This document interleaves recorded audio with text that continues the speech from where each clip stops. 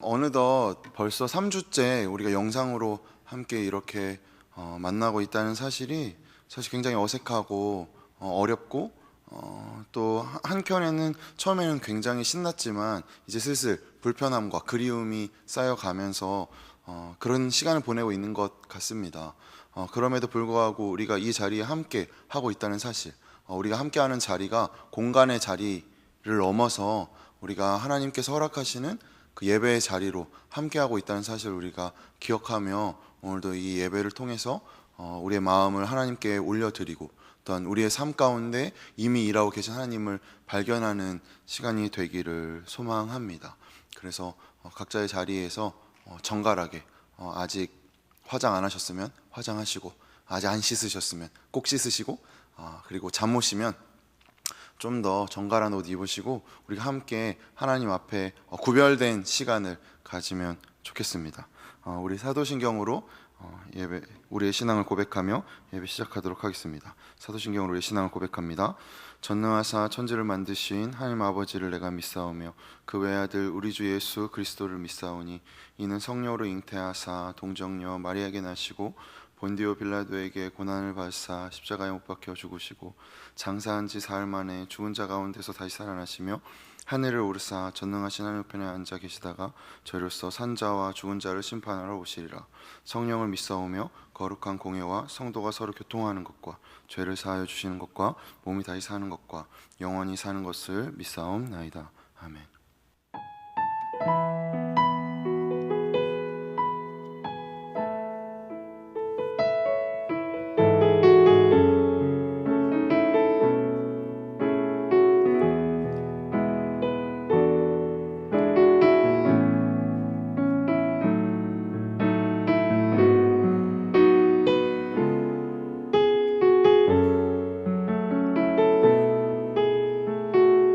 찬양합시다. 아바 아버지,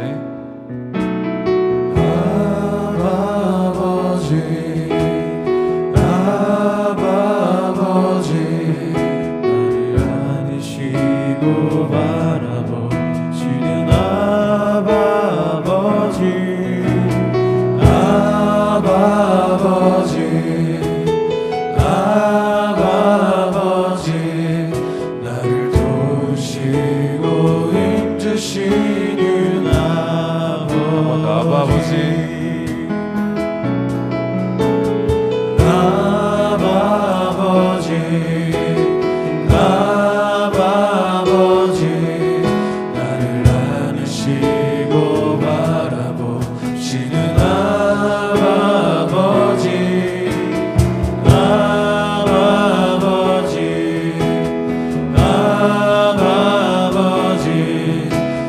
도우시고 힘주시는 아바 아버지,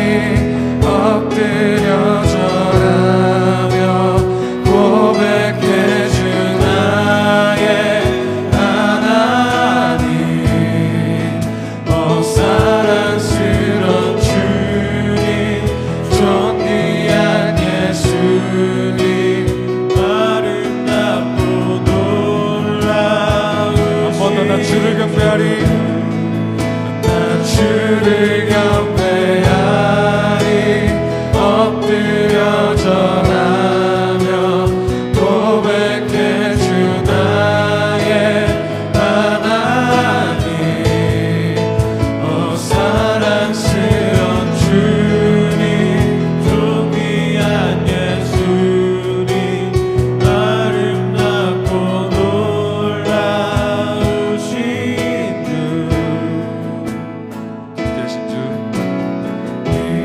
대신 주 어둠 가운데 비추사 내 눈보게 하소서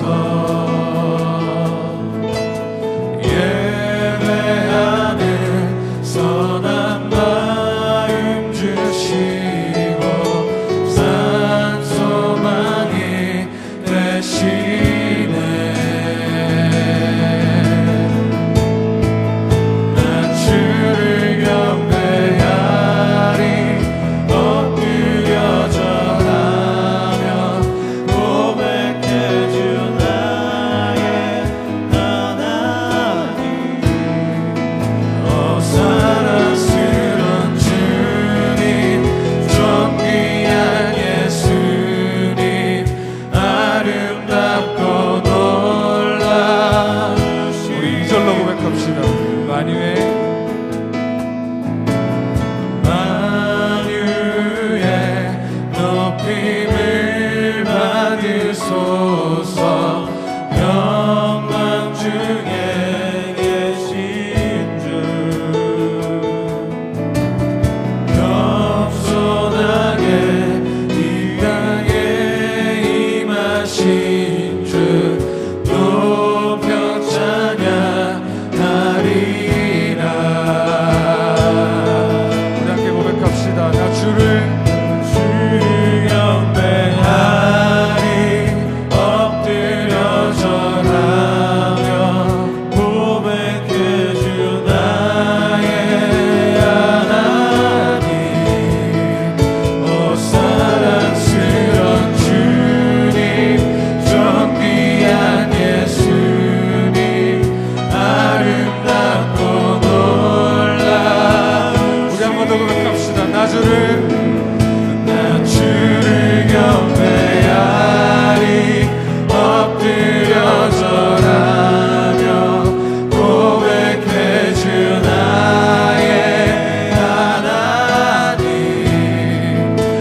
사랑스러운 주님 존귀한 예수님 아름답고 놀라우신 우리 이 시간에 각자의 기도 제목을 가지고 함께 기도하면서 나아갑시다. 같이 기도합니다.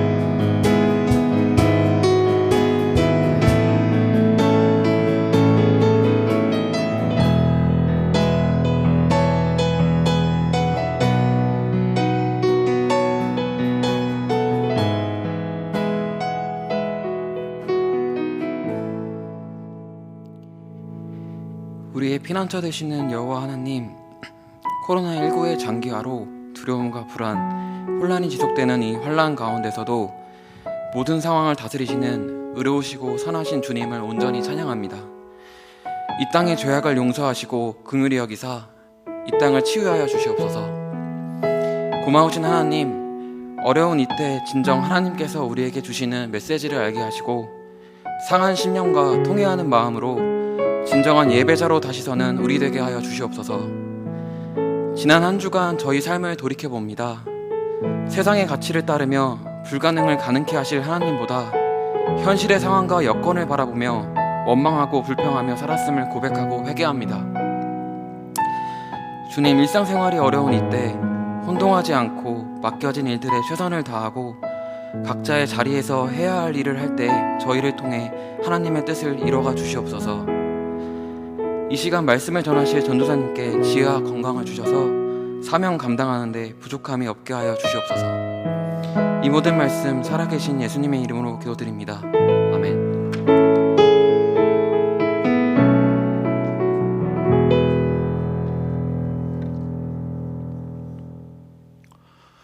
네, 우리가 지난주에 살펴보았듯이 모세라는 한 아기를 구하시는 일 속에서 우리는 하나님의 일하심을 발견하게 됩니다. 모세가 기적적으로 목숨을 보전하게 되는 지난주 말씀의 배경에는 모든 이스라엘 산의 아이들을 나일강으로 던져버리라는 바로의 명령이 있었죠. 그리고 오늘 본문에 나타나는 오늘 본문은 저희가 말씀을 나누면서 읽어가도록 하겠습니다. 출애굽기 2장 11절부터 25절 말씀입니다. 그래서 11절부터 15절까지의 말씀에는 모세가 이제 이렇게 대항하게 되는 배경은 1장 8절에서부터 14절에 묘사된 이스라엘을 향한 이집트의 억압이 먼저 있었죠. 이후 모세는 이방 땅인 미디안 땅으로 도망쳐 살아가게 되지만 모세와 달리 이스라엘 민족은 여전히 압제와 고통 속에 있었고 하나님께서 그들을 잊지 않으셨다는 것이 오늘 본문의 주요 골자입니다. 11절부터 22절, 2장 11절부터 22절까지 모세는 세 가지 유형의 불의를 경험하고 세 가지 유형의 희생자들과 세 가지 유형의 다른 계층의 사람들에게 도전합니다. 이렇게 나눠봤어요, 오늘 본문을. 그래서 표를 볼까요? 정말 정갈하고 깔끔한 표를 만들었죠. 그래서 모세가 처음 목격한 불의는 뭐였죠? 이집트 사람이 히브리 노예를 쳐서 죽이는 불의를 보게 됩니다. 그리고 나서 그 두 번째 모세가 목격하게 되는 것은 같은 히브리 사람이 이웃을 그릇되이 행하는 것, 그를 핍박하는 것을 또 보게 되죠. 그리고 나서 도망친 미디안 광야에서 모세는 미디안 제사장의 7딸들이 물을 기울이려고 하자 거기를 못하게 하는 유목민들을 또 못 쫓아내는 역할을 하게 됩니다. 그래서 우리가 이것을 이렇게 세 파트로 나누어 보면서 모세를 통해 우리가 발견하는 하나님의 일하심을 좀 찾아가기를 소망합니다. 첫 번째를 볼까요? 2장 11절부터 12절 같이 고백하도록 하겠습니다. 같이 고백합니다. 모세가 장성한 후에 한 번은 자기 형제들에게서 나가서 그들이 고되게 노동하는 것을 보더니 어떤 애굽 사람이 한 히브리 사람 곧 자기 형제를 치는 것을 본지라. 좌우를 살펴 사람이 없음을 보고 그 애굽 사람을 쳐 죽여 모래 속에 감추니라. 장성한 모세는 애굽 사람이 히브리 사람, 자기 동족을 치는 것을 봅니다. 그런데 여기서 11절에 쓰인 치다라는 단어가 12절에서 모세가 애굽 사람을 쳐 죽여 라고 쓰인 단어와 같은 단어예요. 여기에서 나타난 압제자는 이집트 사람이었고 희생자는 히브리 사람, 바로 노예였죠. 그리고 압제하는 이 애굽인을 모세는 쳐서 죽이게 됩니다. 근데 이것을 어느 학자는 모세의 어떤 우발적인 행동으로 보지 않고 계획적인 사건이라고 봅니다. 왜냐하면 12절에서 좌우를 살펴 사람이 없음을 보고 라는 단어 때문이에요. 그렇기 때문에 그가 계획하고 있었다는 것이죠. 근데 저도 사실 우발적으로 모세가 행하고 혈기왕성했다라는 설교를 자주 들었기 때문에 의례 그렇게 본문을 보다 보니까 모세가 이렇게 행한 세 가지 사건을 바라볼 때 모세는 원래 정의로운 사람이었다는 곳에 제 마음을 더 두게 되었고 그러한 방향에서 우리가 같이 말씀을 나눠 보려고 합니다. 여튼 모세의 성장 환경을 생각해 볼 때 그는 히브리인과 애굽 사람 중에 모세가 더 가까운 사람은 당연히 애굽 사람입니다. 어떤 면에서 모세는 자신의 계급에 대항하는 행동을 하는 거죠. 자기가 있는 계급에서 거기에 반하는 행동을 하는 거예요. 왜냐하면 애굽 황자로 키워져서 애굽인을 죽였기 때문입니다. 그럼에도 그는 불의에 저항하였죠. 그런데 그가 굉장히 가정에서 그 히브리 유모 어머니를 통해 신실한 히브리 교육을 받았기 때문에 그가 이렇게 된 것일까요? 하지만 성경에서 모세를 계속해서 그 어머니가 옆에 있었다는 사실은 나오지 않고 사도행전 7장에서 분명 그는 뛰어난 이집트 교육을 받았다라고 기술하고 있습니다. 그럼에도 그는 불의에 대항하고 있죠. 두 번째입니다. 13절에서부터 15절 말씀 볼까요? 13절에서부터 15절 말씀 같이 고백합니다. 이튿날 다시 나가니 두 히브리 사람이 서로 싸우는지라 그가 잘못한 사람에게 이르되 내가 어찌하여 동포를 치느냐 하매 그가 이르되 누가 너를 우리를 다스리는 자와 재판관으로 삼았느냐 내가 애굽 사람을 죽인 것처럼 나도 죽이려느냐 모세가 두려워하여 이르되 일이 탈로 되었도다. 바로가 이 일을 듣고 모세를 죽이고자 하여 찾는지라 모세가 바로의 낯을 피하여 미디안 땅에 머물며 하루는 우물 곁에 앉았더라. 이 사건이 지나고 이튿날 다시 나간 모세는 두 히브리 사람이 싸우는 것을 보고 중재합니다. 그래서 동족끼리 무엇을 하는 거냐라고 묻자 히브리인들은 애굽의 왕자인 모세의 말을 순종하지 않습니다. 오히려 누가 너를 우리를 다스리는 자와 재판관으로 삼았느냐고 되려 모세에게 묻죠. 그리고 애굽 사람을 죽인 것처럼 나도 죽일 것이냐고 이야기합니다. 그러나 우리가 알듯 이후에 모세는 그가 말한 대로 진정으로 그들을 다스리는 자와 재판관이 되게 되죠. 누가 그렇게 모세를 세워 가십니까? 미디안 땅으로 도망쳐 만난 하나님이셨죠. 바로의 살해 위협을 도망쳐 모세는 미디안으로 떠납니다. 그런데 거기서도 가만히 있지 않죠. 세 번째 볼까요? 16절에서부터 22절 말씀까지 봅니다. 16절에서 22절 말씀 같이 고백합니다.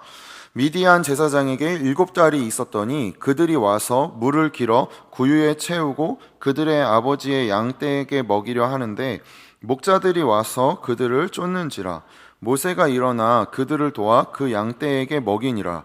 그들이 그들의 아버지 르우엘에게 이를 때에 아버지가 이르되 너희가 오늘은 어찌하여 이같이 속히 돌아오느냐. 그들이 이르되 한 애굽 사람이 우리를 목자들의 손에서 건져내고 우리를 위하여 물을 길어 양떼에게 먹였나이다. 아버지가 딸들에게 이르되 그 사람이 어디 있느냐. 너희가 어찌하여 그 사람을 버려두고 왔느냐. 그를 청하여 음식을 대접하라 하였더라. 모세가 그와 동거하기를 기뻐하며 그가 그의 딸 십보라를 모세에게 주었더니 그가 아들을 낳음에 모세가 그의 이름을 게르솜이라 하여 이르되 내가 타국에서 낳은 애가 되었음이라 하였더라. 살인자로 모세는 바로에게 쫓기고 있죠. 그리고 쫓기고 도망친 상황이라면 사실 되게 주눅들만 하잖아요. 그런데 그러면 사실 행동에 굉장히 신중해야 될 텐데 모세는 여기서도 엄청난 오지라퍼처럼 개입합니다. 미디안 제사장의 7딸들이 우물에서 물을 길어와서 양떼에게 먹이려고 하자 다른 목자들이 그녀들을 여성이라는 이유로 쓸지는 모르겠지만 어쨌든 약자이잖아요. 쫓아내려고 하죠. 그러자 모세는 미디안 제사장의 7딸들을 도와서 양떼에게 물을 먹입니다. 그럼 우리가 지금까지 살펴본 11절에서부터 22절까지 나타나는 모세는 어떤 사람인가요? 그는 분명 정의로운 사람이었습니다. 그러나 그의 삶에서 끊임없이 배척을 당하게 되죠. 자기 아들의 이름을 나그네라고 이름을 지을 정도로 그는 어디서도 환영받지 못하는 자였습니다. 우리가 갖고 있는 익숙한 방식으로 생각해 볼까요? 우리가 원하는 삶의 모습이라면 이집트에서 왕자가 되면 당연히 승승장구해야 합니다. 게다가 하나님까지 믿는 왕자, 이집트의 이방 나라의 왕자, 얼마나 멋있어요. 모든 곳에서 승리가 보장되어야 하는 것이 우리가 생각하는 툴에서 굉장히 익숙한 방법이고 익숙한 계획이고 그게 더 하나님스러워 보이는 일이지 않습니까? 그러나 그것이 과연 정의로움일까요? 그것이 정의로움이 이루어지는 자리일까요? 모세가 그렇게 익숙한 왕자의 자리에서 승승장구하며 나가는 것이 그가 가진 정의로운 성품이 더 잘 드러나고 그리고 정의가 올바로 더 세워질 수 있는 자리이겠느냐는 것입니다. 히브리서 기자가 11장에서 모세의 삶을 이렇게 이야기합니다. 11장 24절에서부터 26절 말씀입니다. 같이 고백합시다. 믿음으로 모세는 장성하여 바로의 공주의 아들이라 칭함받기를 거절하고 도리어 하나님의 백성과 함께 고난받기를 잠시 죄악의 낙을 누리는 것보다 더 좋아하고 그리스도를 위하여 받는 수모를 애굽의 모든 보화보다 더 큰 재물로 여겼으니 이는 상 주심을 바라봄이더라. 아멘. 히브리서 기자가 이야기하였죠. 그는 하나님의 백성과 함께 고난받기를 뭐라고요? 잠시 죄악의 낙을 누리는 것보다 좋아하였다고 분명 이야기하고 있습니다. 그는 우리가 말씀에서 바라보듯 모든 것을 다 가진 자였죠. 그래서 우리 생각에 하나님이 이스라엘을 구하기로 마음 먹으셨으면 11절에서 12절 이후에 이렇게 연결되는 것이 더 맞겠죠. 모세가 히브리 이집트 사람에게 이렇게 뭐라 그러죠? 이렇게 압제당하던 히브리인을 구해주고 그를 죽이자 모세를 히브리 민족이 영웅으로 세워서 그가 이집트 왕자라는 사실과 히브리 혈통을 가졌다는 사실이 참 모이기 좋은 깃발이잖아요. 그를 아래에서 세를 규합해서 이집트 왕을 몰아내고 멋진 이스라엘을 만들어가는 게 훨씬 멋지지 않습니까? 그리고 그가 가장 장성한 나이인 이때가 한 40쯤으로 보는데 40이면 정말 하나님의 일을 하기에 너무 강건한 나이이잖아요. 그런데 그는 어디로 가죠? 미디안 광야로 도망갑니다. 그는 더 이상 왕자가 아닙니다. 그저 미디안 땅에서 양을 치는 목자가 되어버리죠. 그럼 지금 양을 치는 목자가 되어버린 모세에게서 우리는 하나님의 일을 기대할 수 있겠습니까? 하나님의 하나님스러움을 우리가 느끼고 바라보고 소망할 수 있겠냐는 것입니다. 그가 가진 재료들은 더 이상 희망스럽지 않은데 말이죠. 그러나 하나님은 자신의 일을 행하여 가십니다. 모세를 하나님의 백성과 함께 고난을 받을 자로 이끌어 가시죠. 그리고 이제 하나님이 개입하시기 시작하십니다. 23절에서부터 25절 말씀 같이 고백합니다. 여러 해 후에 애굽 왕은 죽었고 이스라엘 자손은 고된 노동으로 말미암아 탄식하며 부르짖으니 그 고된 노동으로 말미암아 부르짖는 소리가 하나님께 상달된지라. 하나님이 그들의 고통의 소리를 들으시고 하나님이 아브라함과 이삭과 야곱에게 세운 그의 언약을 기억하사 하나님이 이스라엘 자손을 돌보셨고 하나님이 그들을 기억하셨더라. 본문을 보면 마치 하나님이 이렇게 성큼성큼 걸어 나오시는 것 같은 느낌이죠. 왜냐하면 24절부터 25절까지 하나님이라는 단어가 4번이나 강조됩니다. 이전까지는 하나님이라는 단어가 언급되지 않다가 여기에서부터 갑자기 하나님이라는 단어가 자주 언급되며 이제 전면에 등장하시게 됩니다. 그런데 우리가 이 말씀을 보면서 좀 바로 기억해야 하는 것은, 바로 보아야 하는 것은 기억한다는 단어입니다. 이것은 마치 예전에 알고 있었는데 까먹었다가 다시 생각나서 이런 말을 의미하는 것이 아니라 하나님의 신실하심, 하나님은 기억하고 계셨다는 것이죠. 하나님은 이미 이스라엘 백성의 상황을 알고 계셨다는 것이죠. 창세기에서 나타났던 이스라엘을 위한 하나님의 약속이 하나님의 신실하심의 동기가 됩니다. 그러니까 이스라엘의 어떠함 때문이 아니라 하나님께서 이스라엘에게 맺으셨던 그 약속, 그가 약속하셨다는 그 이유가 그것이 하나님이 일하시는 동기가 된다는 것이죠. 물론 오늘 본문에서 나타나듯 이스라엘 백성의 부르짖음이 있었습니다. 그들은 여러 신음 가운데 있었죠. 그리고 하나님을 부르짖었습니다. 하지만 그 이전에 하나님의 약속이 있었죠.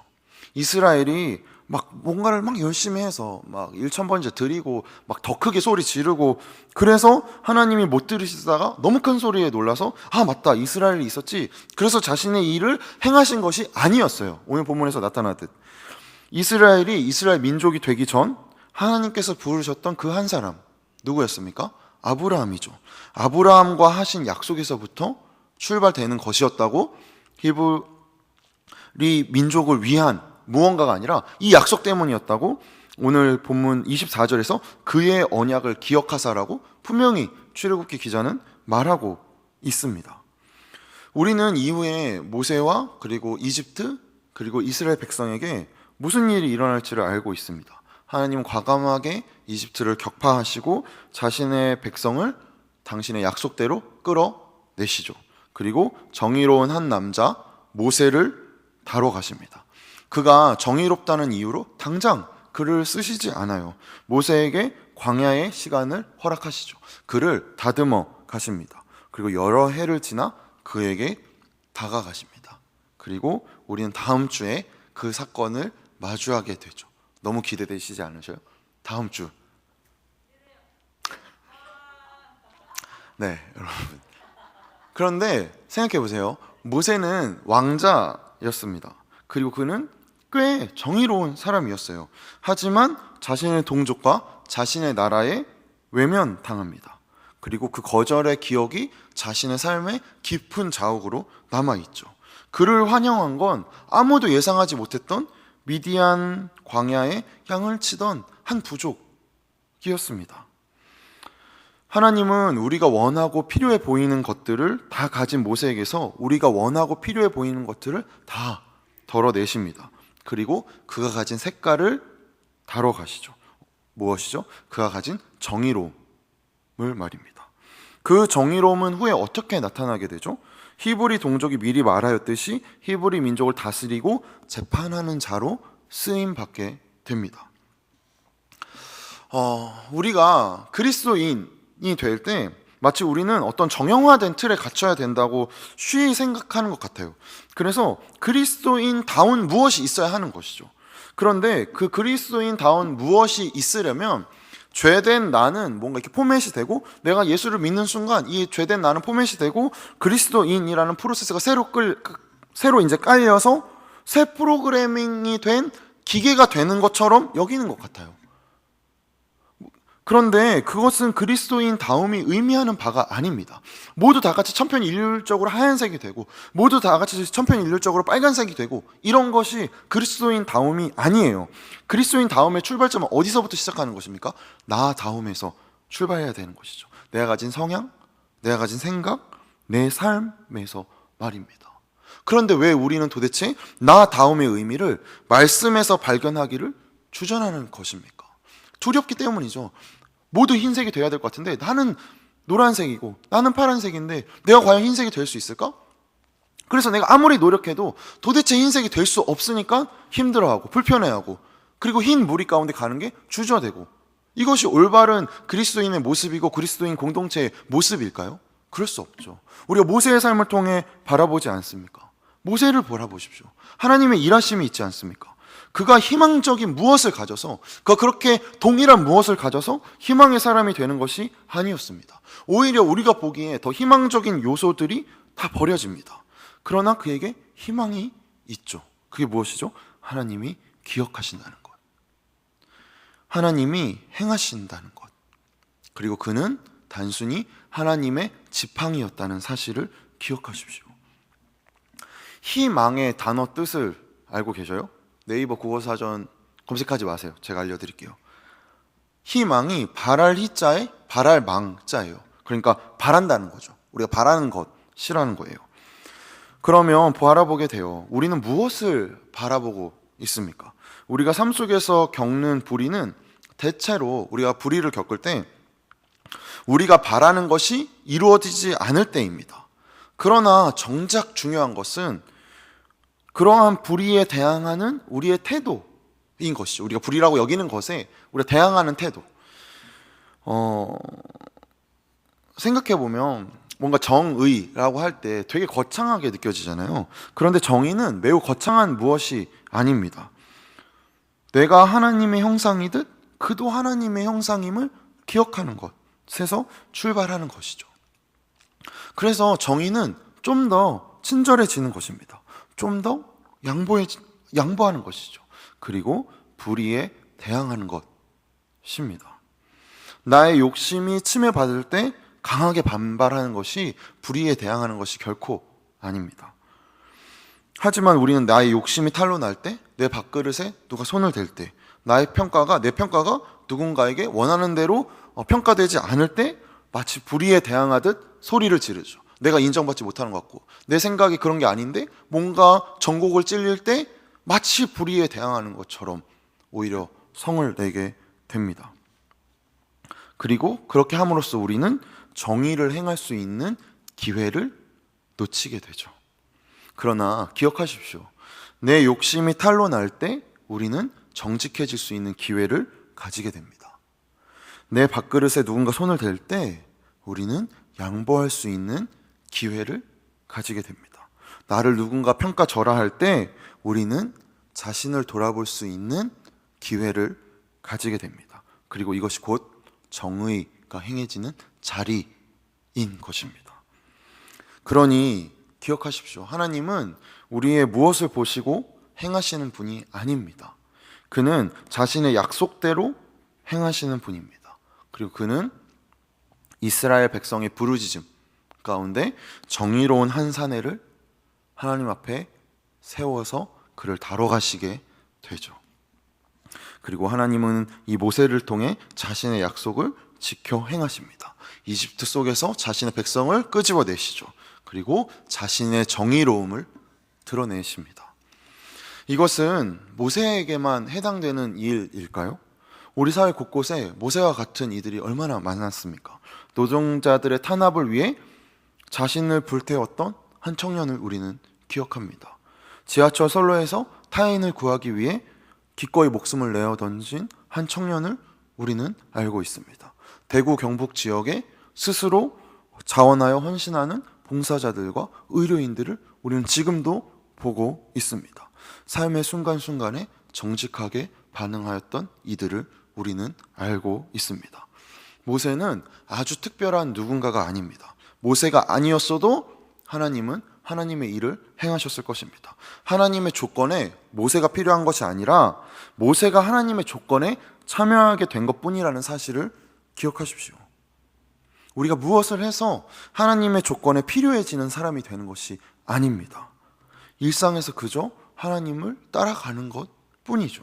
그것이 우리의 희망이고 우리가 바라보아야 하는 삶인 것입니다. 그리고 그가 우리가 가진 색깔을, 우리가 가진 재능을 다루어 가십니다. 그리고 그것을 사용하시겠죠. 하나님의 조건에 알맞게 말입니다. 사실 그런 것 같아요. 삶의 모든 순간에서 정직할 수는 없겠죠. 쉽지 않은 것 같아요. 흔들릴 것입니다. 경계선 위에서 아슬아슬하게 나아갈 것이에요. 그럼에도 계속 나아가십시오. 당당하게 전진하십시오. 그리고 하나님만 바라보십시오. 넘어지셨습니까?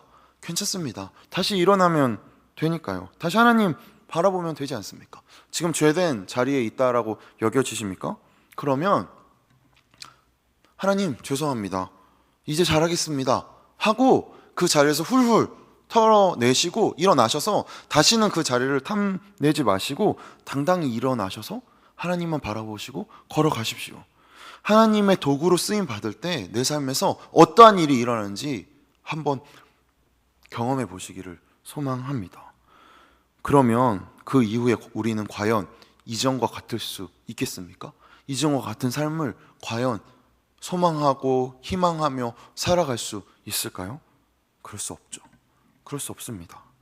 창조주만이 피조물이 가진 색깔을 영롱하게 뽑아낼 수 있습니다. 우리가 가진 색깔을 이끌어내어서 다채롭게 사용하시는 하나님의 풍성하심을 기대하십시오. 그리고 그것을 누립시다. 하나님이 진짜 행하십니다. 그러니 우리가 하나님만 바라보아야 하는 것입니다. 이것은 결코 무책임한 말이 아니에요. 그에게 전부를 거는 삶을 초청하는 것이죠.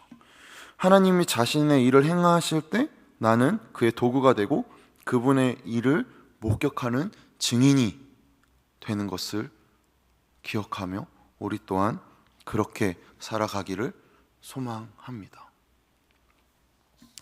지난 금요일 큐티 본문에 예수님께서 예수님을 따르는 무리들에게 이렇게 말씀하십니다. 누가복음 14장 27절 말씀을 함께 고백하고 우리 말씀을 마치겠습니다. 누가복음 14장 27절 말씀 같이 고백합니다. 누구든지 자기 십자가를 지고 나를 따르지 않는 자도 능히 내 제자가 되지 못하리라. 예수님께서 초청하십니다. 그리고 예수님께서 이 시간 우리의 마음 가운데 두드리고 계십니다. 우리가 외치고 있는 정의는 무엇입니까? 지금 이렇게 정의로움을 요구하는 이 사회 가운데, 이 시대 가운데 우리는 어떻게 반응하고 있습니까? 그리고 나는 어떠한 색을 가진 자입니까? 그럼 하나님은 우리 가운데 어떻게 일하여 가실까요? 내가 원하는 계획, 내가 원하는 조건, 이집트의 왕자가 되고 싶지는 않으십니까? 그러나 모세가 하나님께 쓰임 받았다는 사실을 기억하십시오. 그는 이집트의 왕자라는 자리에서 자기가 가진 모든 것을 다 포기하게 됩니다. 그런데 그가 선택해서 포기한 것이 아니었어요. 그렇게 뺏겨 나가는 듯 보였죠. 그러나 하나님은 그의 정의로움을 세워가십니다. 그리고 하나님이 이스라엘 백성을 기억하시고 하나님이 일하시기 시작하십니다. 하나님이 기억하십니다. 우리의 삶을, 우리의 시대를, 우리의 아픔을 그가 우리에게 약속하셨기 때문이죠. 우리의 어떠함 때문이 아닙니다. 그러니 우리가 더 깊이 하나님을 바라봐야 합니다. 우리의 삶을 그에게 걸어야 합니다. 어느 정도가 아닙니다. 전부를 요구하고 계십니다. 얼마나 우리를 정직하게 바라보기 좋은 시기를 가지고 있지 않습니까? 집 안에만 거하는 시간이 많아지면 많아질수록 나는 더 은밀해집니다. 나만 내가 하는 행동을 알게 됩니다. 그럴 때 나는 어떠한 사람입니까? 그럴 때 나는 하나님께 어떻게 반응하고 있습니까? 살펴봅시다. 주눅 들지 마세요. 그러니 더 당당해지세요. 그러한 것을 하나님이 바라보시지 않습니다. 하나님은 자신의 약속을 이루어 가시는 도구로 우리를 사용할 뿐입니다. 그리고 우리는 그 하나님을 쫓아갈 뿐이죠. 함께 쫓아갑시다. 함께 걸어가기를 소망합니다. 잠시 기도할까요? 오늘 말씀을 나누며 우리 마음 가운데 하나님께서 허락하신 성령께서 깨닫게 하신 이야기들을 떠올리며 그것들을 기억하며 이 시간 함께 기도하며 나가기를 소망합니다. 기도합니다. 주님의 이끄심을 바랍니다. 우리의 어떠함이나 우리 무엇이 있어야지만 주님의 이끄심을 따라갈 수 있을 것 같은, 그래서 마치 그렇게 여겨지는 그렇게 말하는 세상 가운데서 주님, 우리는 주님의 일을 더 소망하기가 어려워지는 것 같이 보이나, 하지만 하나님이 일하심이 우리의 어떠함 때문이 아님을 바라보게 됩니다. 성령께서 온전히 우리의 마음과 이러한 사실을 조명하여 주셔서 성령께서 이끄시고 채우시는 것들로 우리가 채워지게 하시고, 아버지께서 붙으시는 것들로 우리가 이끌어가 되게 하시고, 아버지, 그래서 우리가 정의로운 순간마다, 우리가 정의가 행할 기회가 다가오는 순간마다 정직하게 행함으로 우리 하나님 앞에 반응하고 하나님 일하심을 쫓아가는 저희가 될 수 있도록 주님 인도하여 주시옵소서. 온전히 그렇게 행하실 주님을 기대하고 소망합니다. 성령께서 우리를 붙잡아 주시옵소서. 그렇게 이끄시는 주님께 감사드리며 존귀하신 예수님의 이름으로 기도하였습니다. 아멘. 주기도문으로 우리의 예배를 마칩니다. 너희는 이렇게 기도하라. 하늘에 계신 우리 아버지여, 이름이 거룩히 여김을 받으시오며 나라의 임하옵시며 뜻이 하늘에서 이루어진 것 같이 땅에서도 이루어지이다. 오늘날 우리에게 일용할 양식을 주옵시고, 우리가 우리에게 죄 지은 자를 사하여 준 것 같이 우리의 죄를 사하여 주옵시고, 우리를 시험에 들게 하지 마옵시고 다만 악에서 구하옵소서. 대개 나라와 권세와 영광이 아버지께 영원히 있사옵나이다. 아멘.